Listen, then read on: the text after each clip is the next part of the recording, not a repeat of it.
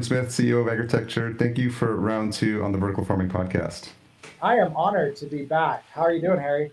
I'm good. I've just been through some hectic travel. I know you can relate. I think I've been on six planes in the past 3 weeks. Oh, Some of it was some well-needed R&R. Got to go to an all-inclusive resort, which I'd never been to, and just do nothing. hey, that's not bad. That's Yeah. not bad. What's your travel schedule been like?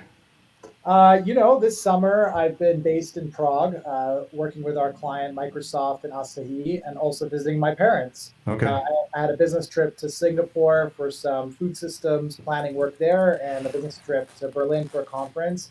But otherwise, I've been trying to also reduce my travel as Yeah. much as possible. But I head to Italy on Friday for the Edible Food Summit. Okay. If you had to summarize the past year in terms of, I know we caught up at Indoor AgTech and NYC. How do you decide where to go with all the things that are happening? The conferences just keep popping up. I mean, there's stuff in China, India, Dubai. It's just like to even keep up, and especially for someone like you who's got your finger on the pulse of what's happening. Like, how are you starting to make the calls to figure out where is the best use of your time?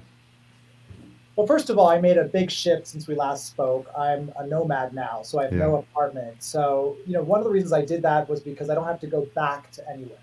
So I get to sort of go to a location and stay in a region for longer. So a key part of my travel strategy is to sort of do Europe for X amount of months, do the yeah, Middle East for the winter, and do sort of the United States in between as a buffer. I don't do much work in Asia yet, and it's a pretty big trip. So you have to really convince me to go on there, and it has to be a big enough opportunity. Another consideration is, so I guess the main consideration is, am I in the region already? That's a big yeah. consideration for me. And I try to time it around the main events, and it's been working pretty well the last 2 years. Another consideration for me is related to my new team members. I've got a Okay. lot of new team members, and so I really want them to have learning opportunities and networking opportunities and help people see that agriculture is so much more than Henry Gordon Smith. We've got an Yeah. incredible, diverse global team. So I try to send them to a lot more of the events to represent us and work there. How big's the team now? 15 full-time employees. How, what type of challenge has that been for you as a CEO, and not just the leadership, but also like figuring out where to hire the right people so you're scaling appropriately? Well, our services have diversified a lot since when we last spoke. Yeah. So back in those days, our primary focus was feasibility studies, which was really, the market research and concept development, farm Yeah. design, and economic modeling of greenhouses and vertical farms. In recent years, a lot of our work has diversified to include local food system planning. So Christian is one of our newest hires, and he's a local food systems expert, and he's got really interesting experience from food hubs and analyzing food systems. So it's a new complement to the work. So part of the hiring strategy is based on demand. It's a little bit like touch and go. Yeah. As demand for certain things increase, we'll hire more staff related to that. Another heavy focus for us is sustainability. You've probably noticed that we're trying to push anti-greenwashing Yeah. messaging, giving people free resources, providing more sustainability analysis to our clients, to our services, as well as our software. So we have sustainability managers that we've hired now onto the team. And another area is new crops, like Justin, who's one of our newest hires, and his focus is on mushrooms. Hmm. And Brakely is a little bit more on the sustainability side. I got to throw her and Sarah a little bit of the attention as well. They're all amazing. So we hire based on that demand and the diversification of those services. Has that pushed you out of your comfort zone? I like being out of my comfort zone. I think the history of this company is, like, pun intended, very organic, right? Yeah, Like, yeah, I started a blog and then people started asking for consulting. I never planned to be a consultant. I mean, I thought I'll start this blog and like I'll get some like cool interviews from it, and I'll learn some things. And here we are, like the blog is the brand. yeah. So it's not what I expected at all. So I think I've gotten very used to, even before agritecture, just adapting, and listening and being agile. It's a key part of who I am as an individual based on my upbringing and sort of what we have at the company. But definitely, I think you should be out of your comfort zone if you want to innovate or grow, right? Like I, yeah, I don't even know how to answer that. Comfort Yeah. zone, what? Well, the fact that you're nomadic, like, I'm just curious because that's being out of your comfort zone, like not having a place to call home. Is that come natural for you, like continuously pushing yourself out of your comfort zone to just to kind of see, where your limits are? I mean, nomad is kind of extreme. Like Yeah, I'm not a complete fan of it. There's pros and cons to it. yeah, Like the other day I was with some friends and, they were talking about, oh, I had to clean my apartment. I was like, I haven't cleaned an apartment in 2.5 years. Like I haven't vacuumed. I do the dishes in my Airbnb sometimes, but like that's it. I mean, it's hotels and Airbnb. So, yeah, there's pros and cons. I don't have any stuff, which some people like they miss the memories or like they miss like the objects that yeah, remind them of things. I don't have any of that. I yeah, just have one bag that I take with me and I try to avoid winter. But I think overall, it really it is taxing. I'm eating meals at random times. yeah, That affects your body. I try to stay fit. That it affects my habits related to that. And most importantly, it's very difficult to have a relationship when you're a yeah, nomad. yeah. You can't really have a family or pets or any of that. But again, there's lots of pros that I think are kind of obvious. Being able to say yes to more opportunities, being able to see so many new things, yeah, being able to really go for it and not be limited by a single place or a foundation, so to say. But I try to just keep whatever habits I can. Like exercise is very important to me. Spending time with my family. I also plan trips around visiting my team members in Hmm. addition to the events and farms and clients. And then, so when you think about the growth of agriculture, do you have a growth plan, or you're just seeing how it goes and based where the needs are? Yeah, we have a growth plan, Yeah. Harry. Like, That's why no, I'm curious just to how you think about it, because I feel well, like yeah. having these inputs, these experiences in these different countries, in these different regions, I gotta think that colors like your experiences and what you're seeing, what's happening, and then you have all these different viewpoints, which I think is really helpful. Well, I think one aspect of the growth plan is us thinking about how can we as a team engage in the projects we want to and make the impact we want to make. And so the first part of I think the formulation of that growth plan was, wow, we crossed 200 consultations in 40 countries. Like pat on our back, like that's pretty amazing for a small team in a new sector. I'm Hmm. really proud of what our team has done collectively on that. But we also talked together and we said, well, how can we do more than that? What does that really look like? Like, what does growth look like beyond that? Consulting tends to be less scalable. So you're just sort of like constantly chasing and then filling up with more resources and then chasing again. So you can Yeah. grow, but it's not, exponential. And in the end, you're also competing with a lot of other aspects that are pushing you to grow, whether it's investment or inflation, et cetera. I want my team to have meaningful projects as well, and I want them to feel like they're innovating. And I think sometimes as people do the same thing for so many years, they start to maybe look elsewhere. So a big part of the growth plan is also how do we do new things? How do we Hmm. stretch ourselves? How do we make sure we have opportunities to learn? So I think all of that really comes into what I said earlier about new verticals. Yeah. We constantly are tracking new trends. We have a very active industry trends Slack channel where new trends are suggested by the team and we consider them. For example, agrivoltaics is something we have really a lot of attention on, and we're observing and analyzing and thinking about our play in that sector as a sort of hybrid solution that has some connections to CEA. But also, our new software is a key aspect of our growth, right? We said, well, let's go digital. If we go digital, we can sort of reach so many more. We can help tens of Yeah. thousands of new farmers, Yeah. forget 200. So, that's also, I think, part of the growth strategy. Of course, we translate that to the hiring needs we have, the kind of marketing we would need to do to get there, and of course, the financial resources and returns on investment, financial targets that we have. And that feeds into our growth plan. What are some of the things, and maybe diving deeper into voltaics, that you see in that Slack channel that has you excited? Well, I think Voltaics is really cool because it's this example of how you can help a farmer get more with what they already have. And the land that a lot of the farmers are on is they're experiencing a lot of challenges, Yeah. changing climates. And I think that the ability to sort of shade that and additionally provide revenue, so the shading can optimize plant growth, and then you have additional revenue from the energy that's produced and sold. So that seems like a really exciting opportunity for the farmers. Now, the calculations around that are very familiar to agritecture as far as running scenarios for if you make investment in X capex, what is the return going to be? And also looking at how the sun interacts with the land. Yeah. We also look at that with greenhouses and DLI calculations and sun paths in urban areas. So there's some overlap between that. So a sort of opportunity comes in, we say, okay, what percent of this can we do today? And what would we need to do 100% of this later on? So I think that's an exciting one. Mushrooms are definitely on the rise as a crop and something we hear talked about a lot. So we've invested a lot in building a mushroom model, which will be released in the near future on our software. That's additionally a whole new crop and methodology related to that, and our new hire that focuses on that, and some consulting work that we've done in that area. So that's something we talk about quite a bit. I would say regenerative agriculture is a really big topic on our Slack channel. A lot of team members care about it. We would love to make a bigger impact in it. I think, however, a lot of agriculture's thesis relates to,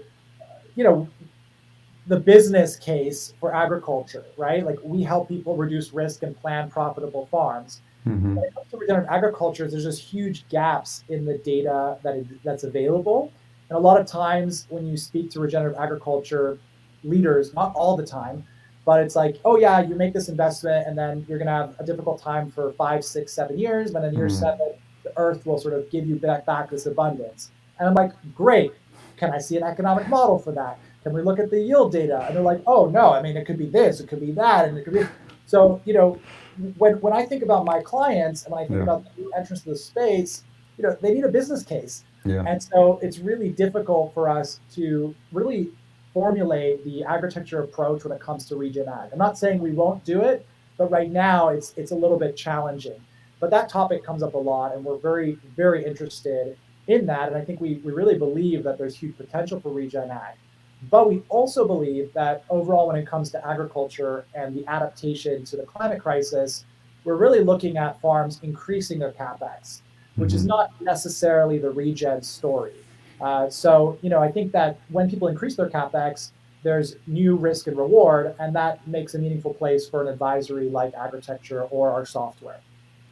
Are you seeing a different mix in terms of the clients that are coming to you for support? Was it more of the individual farmers early on, or was there an even mix? And how has that changed since we last spoke? I think in the early years, there was a lot of distrust of the suppliers. I wouldn't say it's completely gone, but that distrust fed a lot of leads to us as people said, I really don't know what they're saying. I don't know if I can trust them. And they sort of need someone to coach them through that. I don't think that's gone now, but I think that there are certain suppliers which have they've proven their success to some extent. There's more examples. They can showcase that success. There's more testimonials. And I think the overall awareness of the basics of, for example, vertical farming that was highly unknown is a little bit more established. And we're also part of democratizing those basics as we try to grow the sector. So, that means that the needs for our feasibility studies, which was our bread and butter in the early years, really relates more to the more advanced, larger, high-tech farms as opposed to the smaller startup farms that we really began with. So that's a shift. But what's been really exciting, as I sort of alluded to earlier, is we're doing a lot more work with policymakers. We won the RFP to design Dallas's urban agriculture plan as part of this climate resilience plan. So that's very exciting for us and a big dream for me as people know what I care about when it comes to urban agriculture.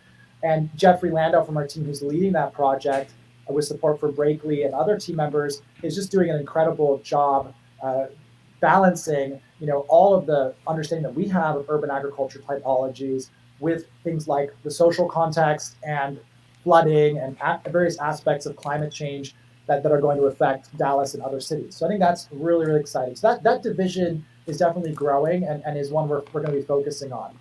Another big part that I never expected, but I think we're really interested in and we do a great job with is due diligence. So all these investors have come into the sector. And when you think about due diligence, it's kind of like a reverse feasibility study to some extent. So we had a lot of tools and data and methodologies for this. So that's been a rapidly growing sector that's been led by our colleague, Javid, who's been able to do that. And so obviously it's very sensitive work, so we have to be very careful with that. But we're able to add a lot of value with our global experience and help investors understand the risks and rewards of all of these exciting farm operations. Another one that's quite new is corporate clients. We had a few of them back in the day, but since we last spoke, we've been working with IKEA. We've worked with large multinationals, utility companies, and guiding them on their strategy in the sector. And it's really exciting working with clients that have enormous amounts of resources to make a difference in the sector and help regionally and internationally. The one I'm most excited about is really the Asahi Microsoft project that we're doing in the Czech Republic. It may not sound like it, but I'm half Czech.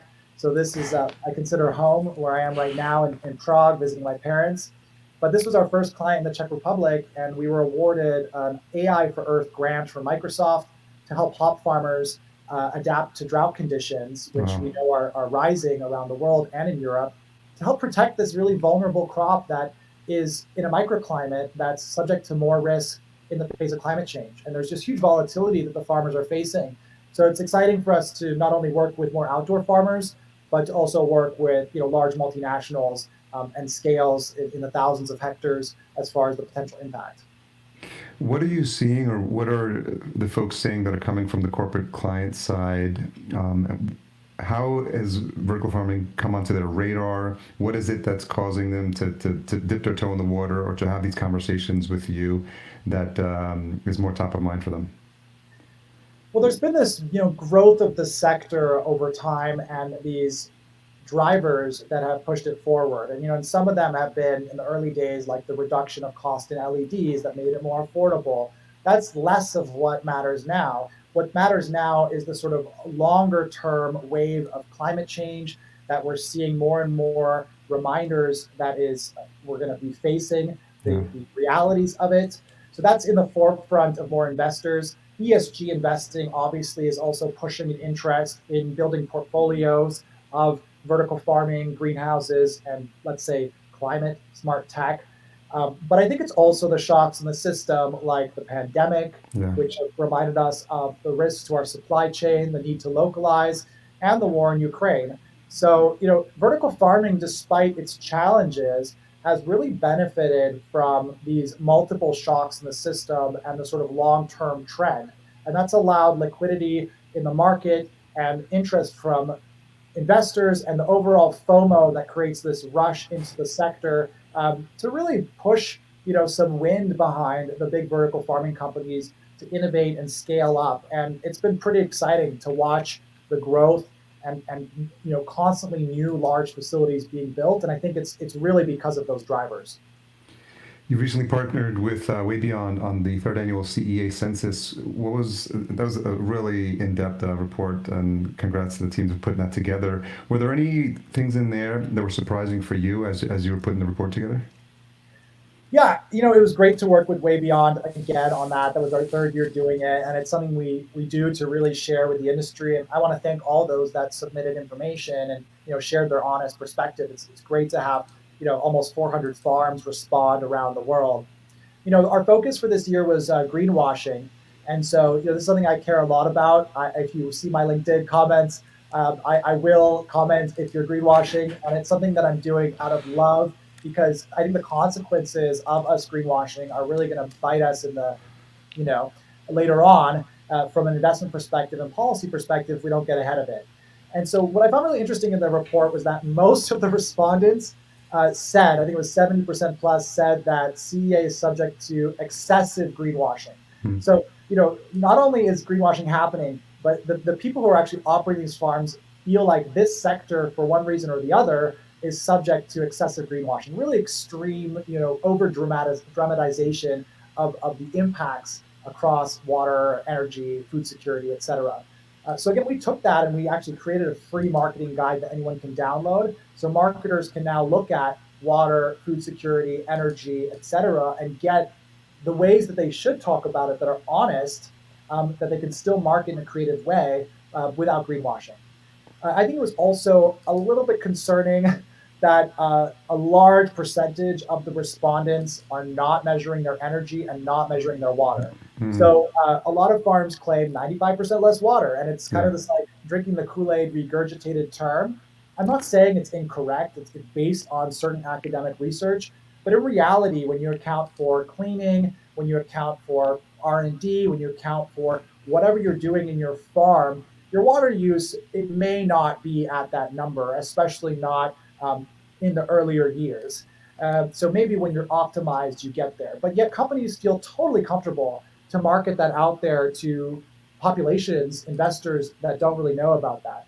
And I guess I don't really understand that, because I think if you're saving 70% water, or if you're measuring your water, which is much better than a lot of farms in general, you are already moving towards a more sustainability impact, right? Sustainability is a process of constant improvement. So Yeah. measurement is where it begins. So I was just very concerned to see that there was such a gap in measurement across some of the key environmental drivers for the impact of CEA in general.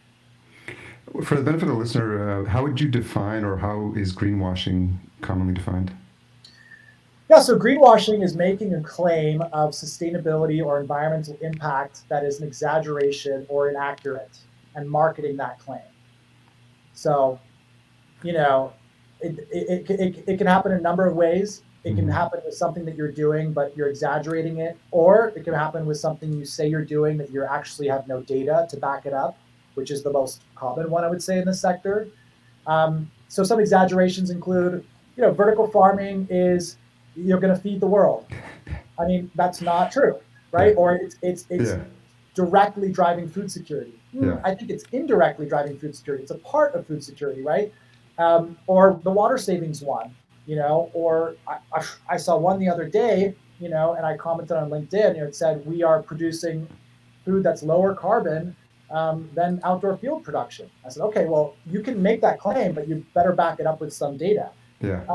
But it also happens when large multinationals, this is the most common way greenwashing happens, is when large multinationals do something that's perceived as green to distract audiences from what they're doing that's not green. So, for example, I won't name who, but a large multinational oil company had sort of like a booth at Expo 2020 where it was like a game, and it taught you how to like identify and find electric plugs in your city for your car, just totally trying to distract you from the real impact of that brand and that company.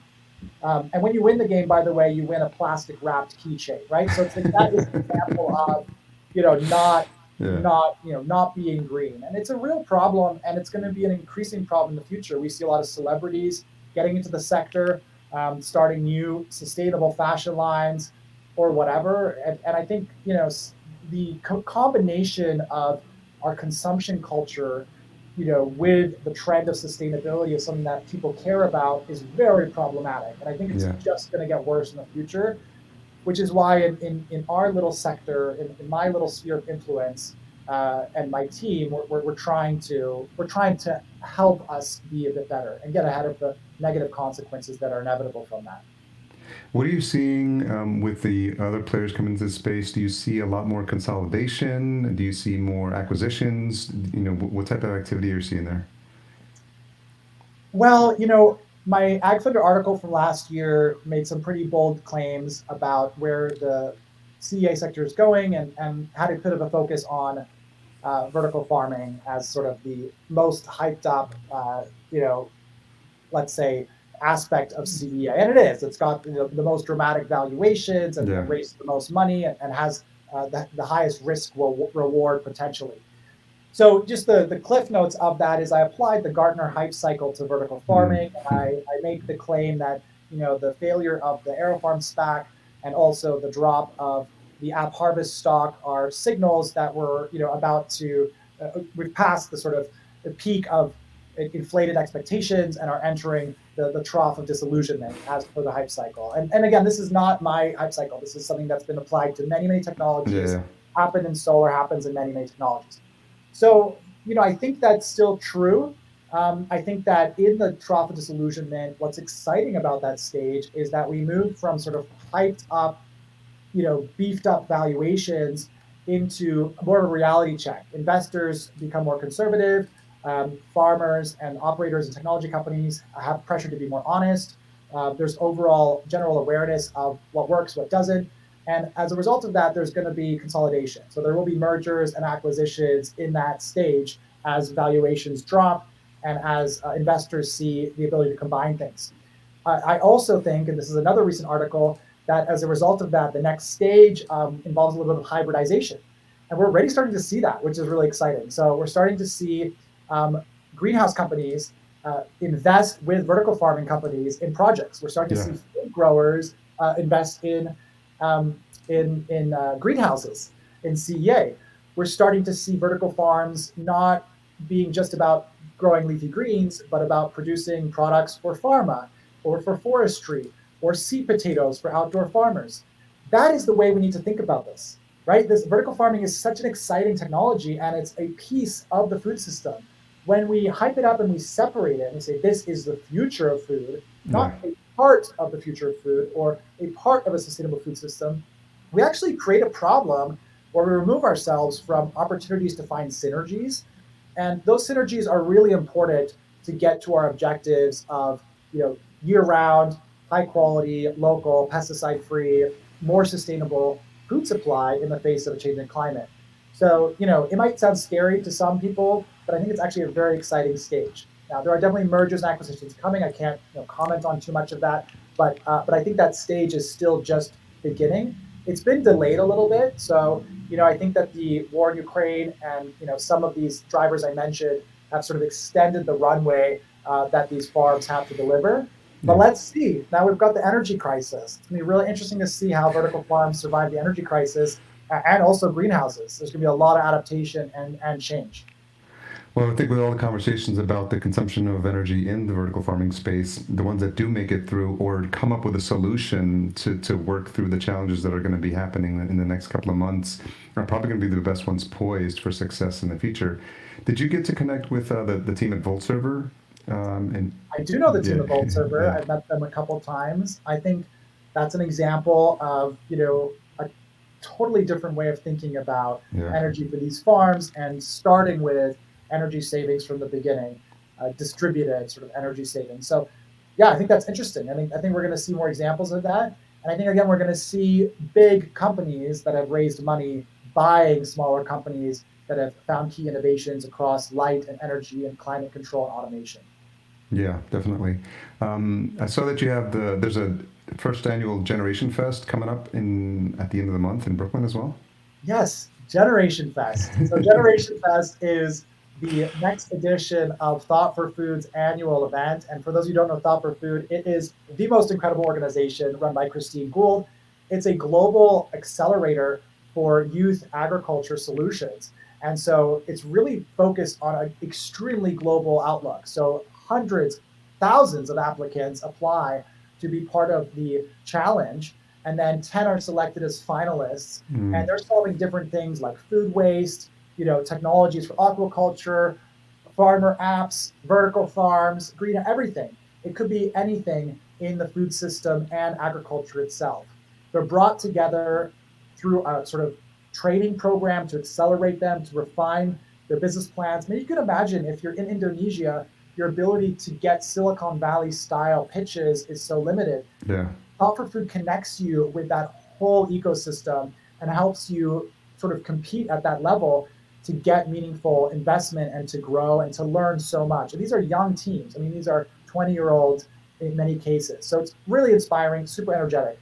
Anyway, the event every year is like essentially the finalists like pitching, but it's way more than that. It's like a party. There's morning raves. There's food tastings. There's live chef demos. There's going to be choreographers this year. There's going to be musicians. And Generation Fest is sort of like an adaptation of that for the Brooklyn edition, yeah. which I'm so excited because I lived in Brooklyn for so many years. And I had the pleasure of co-hosting the last 2 years, and I'll be co-hosting again in Brooklyn. And Team Agritecture will be there, and it's happening September 30th. And it's just amazing. I mean, I can't talk about it enough. It's my favorite event every year. You can Yeah. imagine how many events I go to. It's my favorite event every year. I should probably speak a little bit less fast, but that's the energy of Generation Fest. It's just Will how any to of that be available remotely for folks that can't make it in person? it's really an in-person experience Okay. this year. There'll be definitely clips. If you want to experience it remotely, I recommend you watch Generation Food, which is the documentary that we filmed and produced in the year where COVID prevented us from actually having the teams come together. So what we did is they gave the teams cameras and they produced their own Mm, pitches. and then we go through the pitches and we have the judges live, and it's a really amazing documentary, and you can watch that on Vimeo. Just search Generation Food, and you'll find it, and you can get a similar experience if you can't make it in person. Well, if the level of your enthusiasm is any indication of what people can expect, then they should probably make it a point to try to get there in person if they can. So it looks like it's in line with AgTech Week as well. Yeah, so AgTech Week, which is an annual event and is sort of getting its back on its feet post-COVID, is going to be part of, like, GenFest is sort of the final event at AgTech Week. And so that's happening, I guess 5 days before GenFest. That week it's going on. It's a great chance to network and meet people. There's online aspects of AgTech Week this year and some in-person aspects.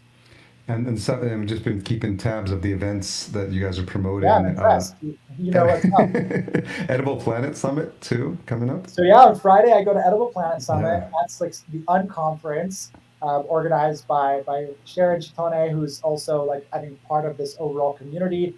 And what she's doing is she's really trying to help Umbria, which is, I think, a little bit of an underestimated province in Italy, showcase its food and regenerative agriculture aspects, but also not exclude the tech players like CEA. Yeah. So we've got people like Neom coming, we've got large corporates, we've got regen farmers coming. We're going to be doing local experiences, eating food, and I hope visiting vineyards. And we're doing all of that, and it's a really incredible gathering of minds, a select group you had to apply.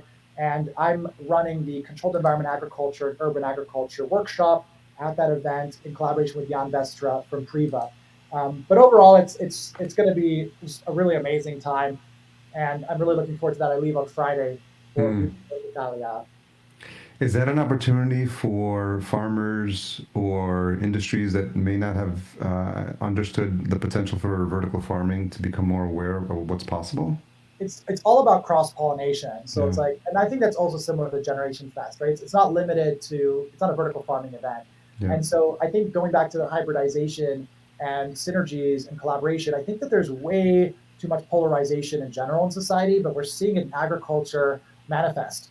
There was a regen farmer that I really respect. He's done incredible work, and he posted the Edible Planet Summit event, and he said, "Oh, look at this, a bunch of corporates getting together to talk about the future of tech and food." And I was like, dude, like, you don't know that there's no regen farmers going. Yeah. Everyone is invited. You just have to apply. Why don't you apply and, like, see if you why don't you come? Yeah. Like, why don't you join the dialogue? Yeah.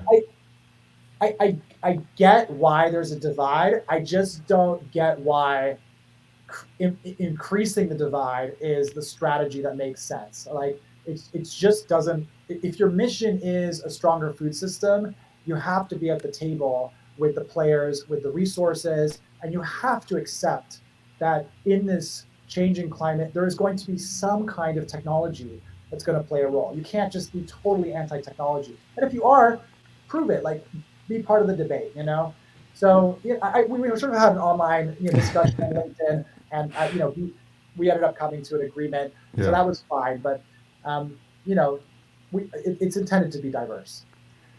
Do you find yourself in the role of a spokesperson more often than not in these conversations, or just because of your experience with all the different facets that you've had a role in conversations with agritecture, and just personally as you educate yourself more in this space, do you just see that as a natural byproduct that you've become more of a spokesperson for the industry in a good way?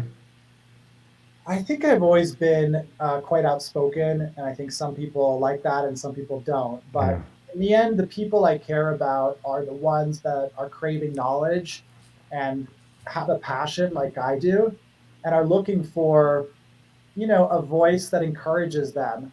People are afraid to say that's greenwashing. People are afraid to say, actually, I don't think that's going to be profitable. People are afraid to say that's hype.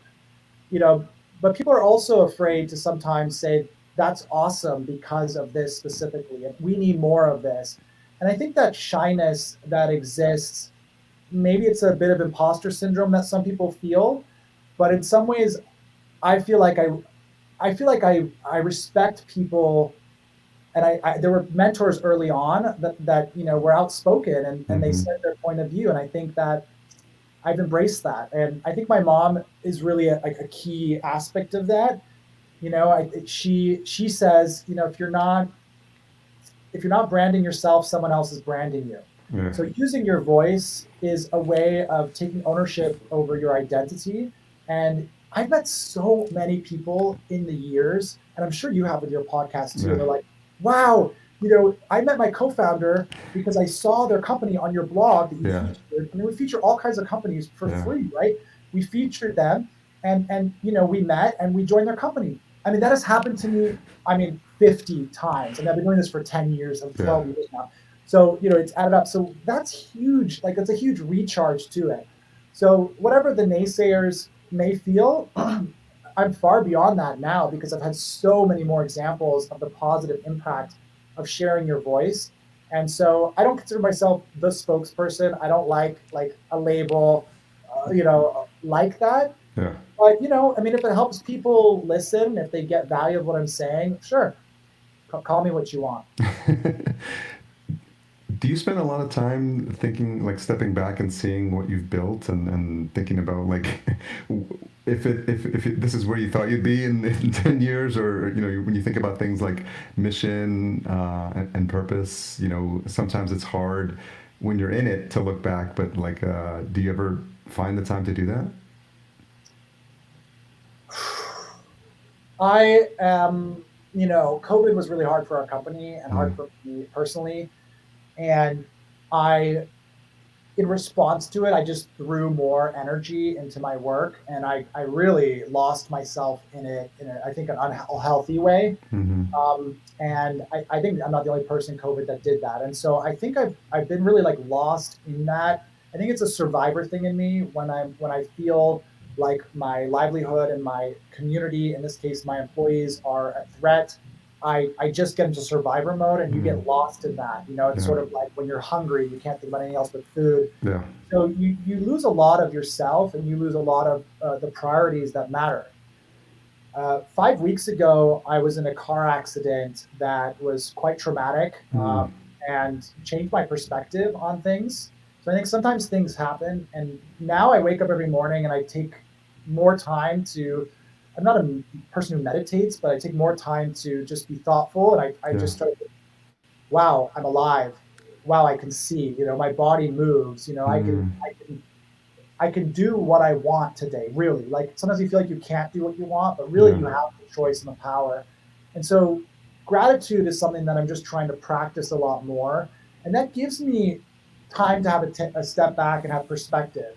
I think from a strategic perspective, we do take the opportunity to take a step back. Our mission has updated from, trying to empower others to develop feasible urban agriculture projects to really empower and accelerate the transition to climate smart agriculture. So we're broadening out our mission far beyond urban agriculture, far beyond CEA, to help make a wider impact. And that's why we're looking at things like agrivoltaics and regenerative agriculture. Yeah. So I think there's two sides to it. There's just making sure you create space to have gratitude and have perspective on how lucky you are and how lucky Yeah. I am. That's one piece of it that just lets you open your mind. And the other piece is, obviously scheduling specific strategy sessions with your team to challenge assumptions. Who are you looking to, or who are you motivated by when it comes to leaders who are in your position, or maybe where you think you want to take agritecture? Wow, that's a good question. There's a lot of people I like I mentioned, like Christine Gould is a big inspiration to me. But I think like me, she gets so lost in the mission and the passion, and she cares so much about it. Um, ah, that is a tough one. I don't know if I have like a really, that's so disappointing. I don't have a really strong answer for that. I, one of our investors, Esther Dyson, is someone I've always like aspired to be like, because she travels the world, which is something Yeah. I've always liked. She invests in amazing companies. She swims a kilometer every day. She likes to live life well, and she just inspires me. She's sort of like this. real trailblazer. And I met her when I was very young. I actually proposed to her, I think, when I was like 10 years old. I was like, I think you're amazing. Will you marry me?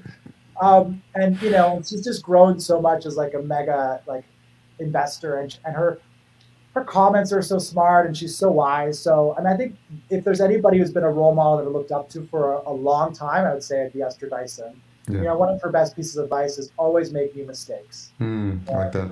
Encouraging risk, encouraging failure, but don't repeat them. Yeah.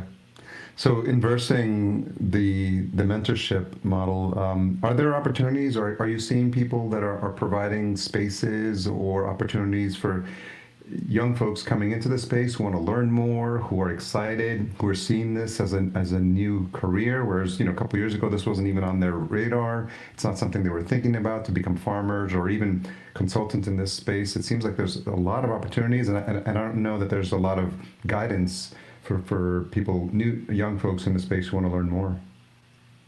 It's really tough. Even for me, it's tough. I used to really spend a lot of time talking to people on Instagram and on Yeah. LinkedIn, young people, because I was one of those people.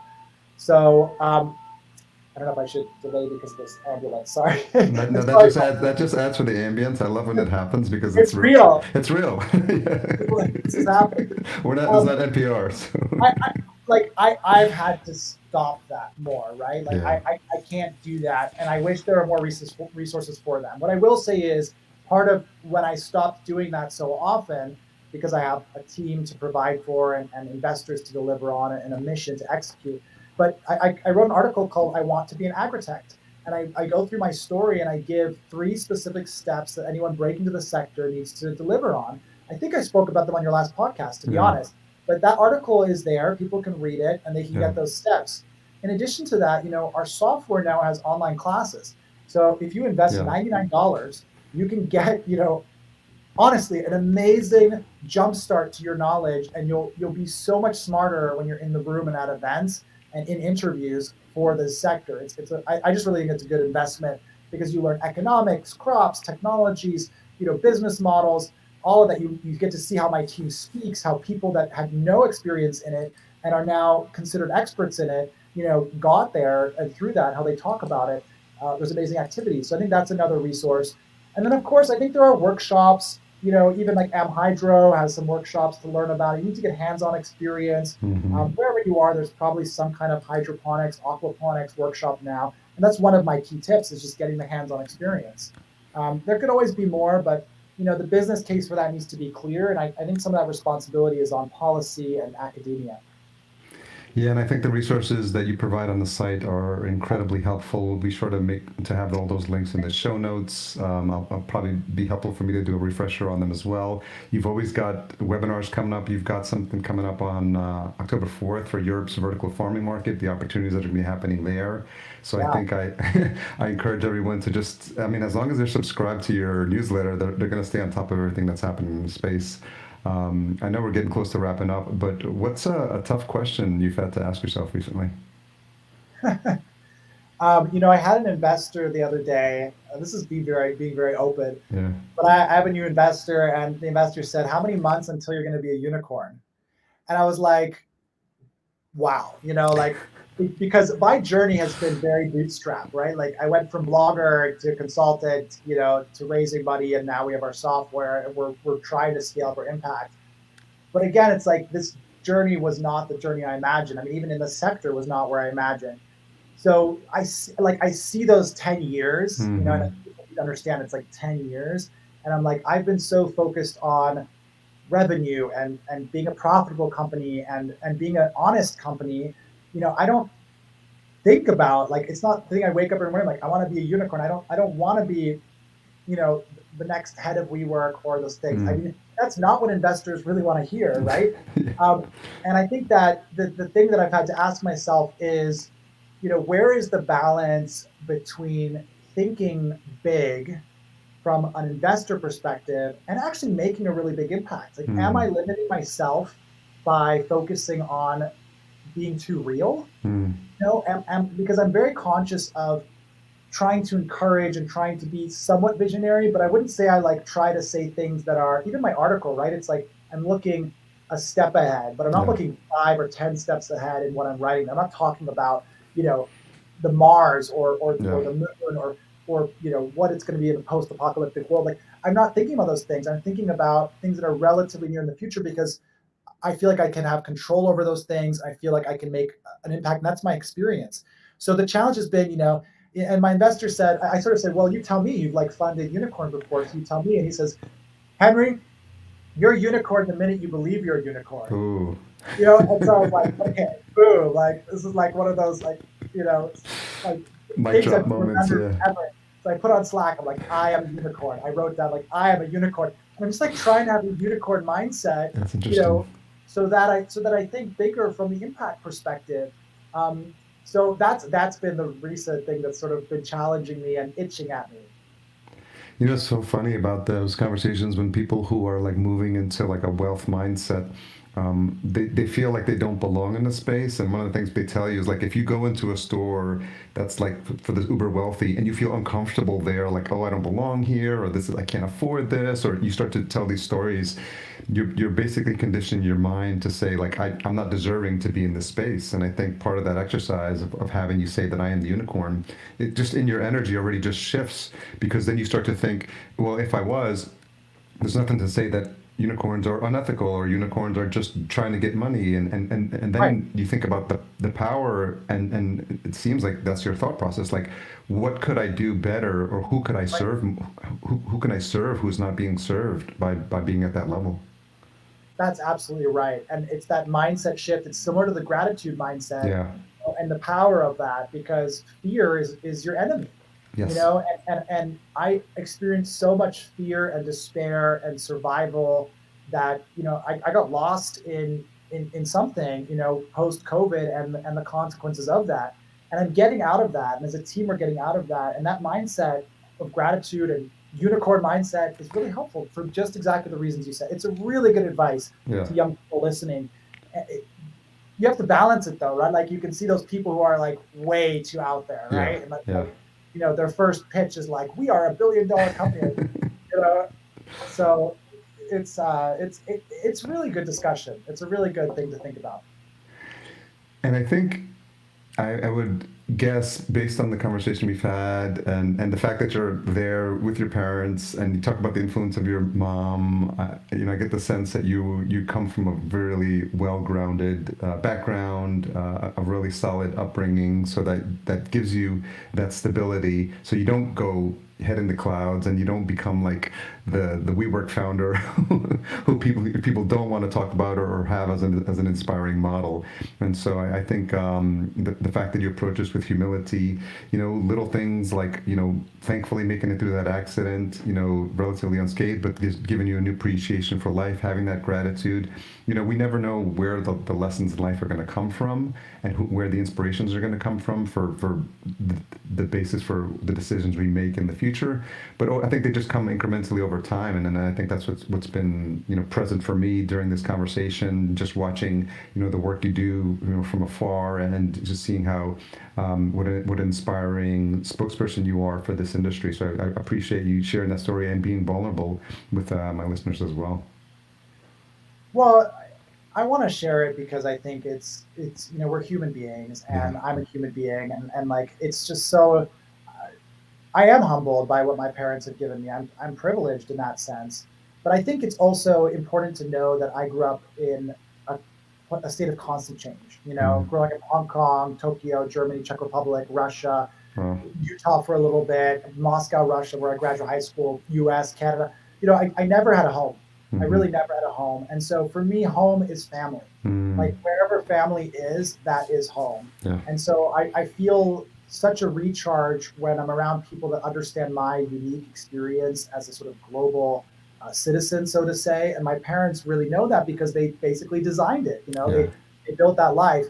So that's a big part of it. And I just feel like I owe so much to them that I want to spend this time with them. And this accident, life is just so short. Yeah. I've written back to people that I hurt in the past where I didn't behave well, and I'm just trying to let go of any of those negative feelings and try not to space for that. Um, so yeah, I mean, thanks for creating the space on the podcast to talk about this because it's not just about LED lights and lettuce. It's about life, you know, Yeah. it's about the journey. And you know, it's a hard journey. So if we're not humble and if we're not open, I don't know what the point is. Even though it does look like you're in a vertical farm right now with that light. It's really, it's really funny. Yeah, it's because of the sunset and the lights. Yeah, this hotel has some mood lighting for sure. Or yeah, So or you're in the Virgin Airways waiting area or something like that. I'm So. actually on an airplane right now. You know, I might be flying over. I'm trying to think like the unicorn. I just Yes, like I don't yes. in an airplane. Yeah. Private jet, yeah. Well, you know, it's sustainable fuel. Well, Henry, thanks again for coming on. I'm glad we got to meet in person in New York City. I'm looking forward to the next time we get to chat and have a drink together. Truly inspiring what you do. I appreciate, again, you coming back on. So agritecture.com for folks to learn more. And then anything else that's coming up event-wise that I haven't mentioned that you want to point people to? No, check out the website. If you want to check out the software, you know, that's designed.agritecture.com, but you can also find that there. And just keep an eye out for some big news coming soon from Agritecture. Thanks Yeah. so much, Harry. Your podcast is awesome. Best vertical farming podcast out there. Thank you It's so been much. growing so much. Thank you to the sponsors, of course, as well. Yes. It's so exciting to share all this news. And I know I've received many messages from the previous one. So I'm also grateful to you for amplifying certain voices in the sector. So keep it up. And we'll be sure to share this episode with your parents as well. Yeah, we should do that. Thanks for your time. Take care. Have a great day.